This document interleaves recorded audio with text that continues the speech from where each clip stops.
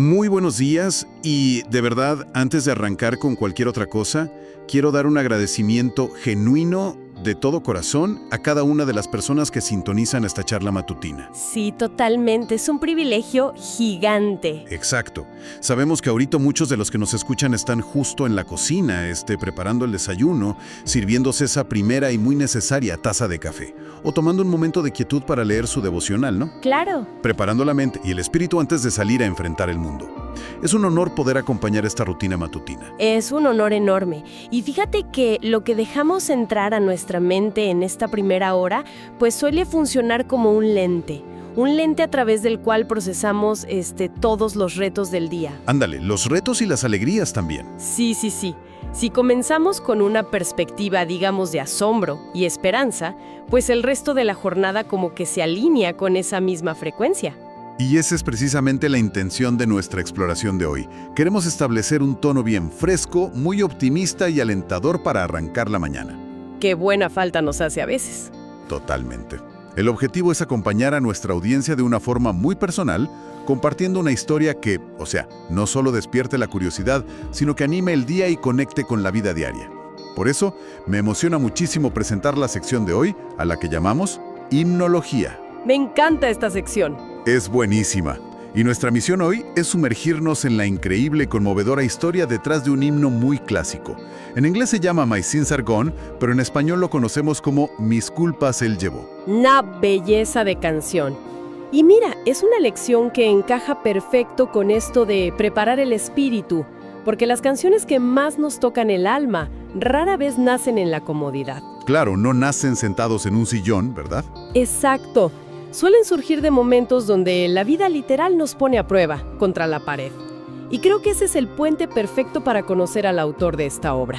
Pues vamos a desempacar esto, porque me parece fascinante cómo alguien puede iniciar su camino en una dirección y terminar en un destino completamente opuesto. Háblanos del hombre detrás de la melodía. Bueno, el primer detalle que marca la vida de este compositor es el peso insólito de su propio nombre. Él nació en 1896 en Creston, Virginia Occidental. Ok, finales del siglo XIX. Sí, y por alguna razón que desafía la lógica, sus papás decidieron bautizarlo como Napoleón Bonaparte Vandal. ¡Qué barbaridad! Napoleón Bonaparte. Así como lo oyes. ¿Qué peso tan grande para un niño? Llevar el nombre de uno de los estrategas militares más complejos de la historia europea. Eso es una expectativa de vida aplastante. Totalmente. Y bueno, él lo detestaba. Odiaba la carga histórica de ese nombre, así que prefirió que todo el mundo lo llamara simplemente Jack. Mucho más práctico. Jack Vandal. Exacto. Y la vida de Jack antes de escribir himnos es súper interesante. Él fue un marine durante la Primera Guerra Mundial. ¡Wow! Vio cosas muy crudas. Muy crudas. Y luego al regresar, pues encontró una forma de ganarse la vida en el mundo del entretenimiento secular. Se metió de lleno a trabajar en cabarets y espectáculos. Imagínate el contraste, de la guerra a los locos años 20 en un cabaret. Sí, la época del jazz, el humo, el ruido. Y Jack tenía muchísimo ritmo. Sabía perfectamente cómo manejar una audiencia ruidosa, cómo engancharlos. Entendía el secreto detrás de una melodía pegajosa. A ver, quiero hacer una pausa aquí para reflexionar sobre esto, porque me parece una analogía padrísima. Las habilidades del mundo secular, saber cómo atrapar a un público distraído en un cabaret, ¿pueden transformarse en herramientas poderosísimas para mensajes trascendentales después? Claro, la herramienta es la misma. Exacto. Es como si aprendieras a hacer cajas súper resistentes para fuegos artificiales y luego usaras esa misma maestría para empacar medicina. La técnica ahí está. Pero a ver, esto me genera una duda. ¿Qué fue lo que detonó que alguien con esa vida de cabaret cambiara de rumbo tan drásticamente? Pues mira, el giro radical ocurrió en 1920. Jack, a pesar del éxito, traía una crisis existencial muy fuerte, un vacío tremendo. Y ese año asistió a un campamento cristiano en Ohio. Ok. Y ahí, literal, experimentó un cambio de vida absoluto, una transformación interior. Dejó los escenarios seculares, pero no dejó la música. Dedicó todo ese talento nato que tenía para las masas al evangelismo radiofónico. Cambió el humo del cabaret por los micrófonos de la radio. ¡Qué increíble! Sí, encontró su propósito. Pero a ver, sabemos que la vida no es un cuento de hadas donde todo sale bien de ahí en adelante. Y aquí es donde la historia da un salto doloroso hacia 1934. Así es, un año que marcaría a la familia Vandau para siempre. Y quiero cambiar un poco el tono aquí porque la escena es, una pesadilla absoluta. Y creo que cualquiera que sea padre o madre de familia y nos esté escuchando va a sentir ese apretón en el pecho. Sin duda. Es 1934, Akron, Ohio. Jack estaba en su casa un día normal. Y de repente entra su hijo Ted gritando aterrorizado. Su hermano pequeño de 8 años, Paul, había sido atropellado. ¡Qué horror! Y no solo un golpe, fue arrastrado varios metros bajo el chasis de un coche. Sí, la escena debió ser devastadora, salir a la calle y ver eso. Y el diagnóstico en el hospital, bueno, fue fulminante. Hay que recordar que la medicina en esa época era muy distinta. Claro, no había terapia intensiva como hoy. ¿Qué les dijeron los doctores? El reporte fue crudísimo. El niño tenía una fractura de cráneo, una conmoción cerebral severa, el hombro dislocado y una pérdida masiva de tejido en el costado izquierdo por la fricción con el asfalto. Híjole. Y los doctores fueron tajantes. No había ninguna esperanza de que el pequeño Paul pasara de esa noche. Qué fuerte. Y quiero tomar un segundo para reflexionar en este momento de impotencia absoluta. Porque a veces enfrentamos en la vida diaria situaciones donde las soluciones terrenales simplemente se agotan. Y se siente un vacío horrible. Exacto. El dinero no sirve, los expertos no saben qué hacer, y es muy probable que hoy alguien que nos escuche esté frente a un problema que parece no tener solución. A lo mejor no es un accidente, pero es un diagnóstico, un problema familiar o financiero enorme. Y la reacción más común ahí es desesperarse, ¿no? Enojarte con el mundo. Lógico. Pero ¿cómo reaccionó Jack? Ahí está el núcleo de la historia. Jack, destrozado, regresó a su casa, se encerró en un cuarto a orar. Y en lugar de perder la razón, los relatos cuentan que encontró un consuelo inexplicable. Una paz. Sí, una paz extraña, totalmente ilógica para el momento que estaba viviendo. A ver, explícanos un poquito eso, porque suena muy contraintuitivo. Tienes a tu hijo desahuciado en el hospital, ¿cómo tienes paz? Mira, lo podemos entender con un concepto clave muy sencillo. En ese cuarto, Jack comprendió de una forma muy profunda que las tragedias terrenales, por más dolorosas que sean, son temporales. Ok, tienen un límite. Exacto. El dolor físico tiene un límite, pero la seguridad del alma, la redención, eso es eterno. Él llegó a la convicción de que, pasara lo que pasara esa noche, el alma de su hijo y la suya estaban en un lugar seguro. Claro, esa perspectiva de que lo peor que puede pasar aquí no es el final de la historia. Así es. Y esa paz espiritual, esa claridad, fue lo que lo llevó al piano. Su forma de procesar el mundo. Sí, esa misma tarde empezó a componer una canción que llamó After, o sea, después. Pero la historia da un giro impresionante esa misma noche. El desenlace de Paul. Y la verdad me emociona mucho contar esta parte porque es un milagro.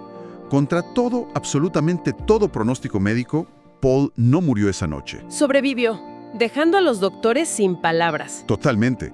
Superó las horas críticas y no solo eso, vivió hasta los 75 años. ¡Qué increíble! Jack murió antes, en 1970, en Akron, pero pudo ver a su hijo crecer y hacer su vida. Y fue justamente por esa sorpresa, por esa gratitud tan desbordante, que Jack consolidó y terminó la canción de My Sins Are Gone ese mismo año. Y no es una canción triste, ¿eh?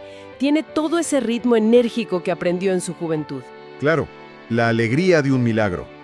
Pero aquí hay un salto en la historia que me da muchísima curiosidad. ¿Cómo es que una canción nacida en el asfalto y en un piano de Ohio llega a cantarse en español desde México hasta la Patagonia? Ese es un puente tecnológico y espiritual bellísimo. El salto a Latinoamérica ocurre gracias a un hombre llamado Francisco S. Cook. ¿Y quién era él? Un misionero con un oído finísimo para la traducción. Él estaba en Ecuador en los años 30, trabajando en un experimento tecnológico increíble, la emisora cristiana HCJB, conocida como La Voz de los Andes. En los años 30. Me imagino que la tecnología era súper rudimentaria. Literal, operaban con un transmisor hecho a mano en un garaje. Y tenía apenas 200 vatios de potencia. O sea, ¿la energía de un par de focos de una casa? Exactamente. Casi nada.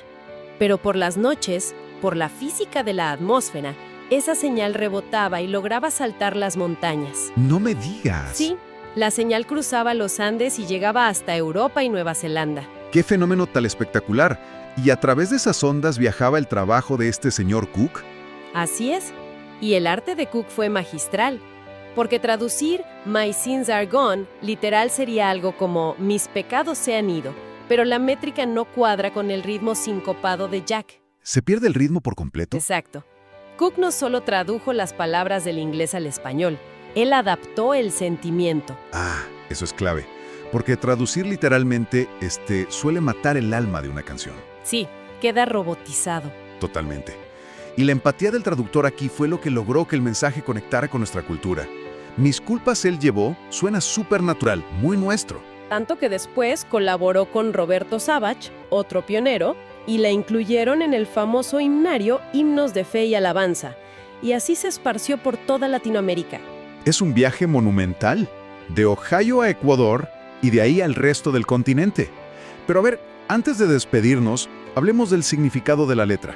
Para Jack, esperando noticias de la vida de su hijo, significó entender que dejar el peso de las culpas atrás es total. Es empezar de cero de verdad, a una distancia infinita. Es un respiro gigante para el alma. Y qué buen resumen alentador para quienes nos escuchan. O sea, ver cómo un momento de dolor extremo, un accidente horrible, se convirtió en un desahogo en un piano de Ohio, voló sobre los Andes en ondas de radio, y hoy es un recordatorio diario de empezar de cero. Es una locura cómo se conectan las cosas. Y de hecho, me gustaría dejarles un pensamiento final a todos los que nos están acompañando. A ver, ponlo sobre la mesa. A menudo pensamos que necesitamos evitar el impacto y el dolor a toda costa para ser felices. No, huimos de las crisis. Pero, ¿y si son precisamente esos momentos de quiebre absoluto los únicos capaces de crear la música que terminará sanando a miles de personas que aún no conocemos? Híjole, qué pregunta tan profunda para llevarnos a meditar durante el día. Te deja pensando, ¿verdad? Totalmente. El dolor como el inicio de una melodía que va a sanar a otros. Me encanta. Y bueno, con esa idea tan poderosa, llegamos al final de nuestra exploración de hoy. Nos despedimos mandándoles un abrazo muy fuerte. Así es. Muchísimas gracias por dejarnos acompañarlos en su mañana. Esperamos que disfruten muchísimo ese desayuno y que tengan un día lleno de luz y muchísimo propósito. Nos escuchamos a la próxima.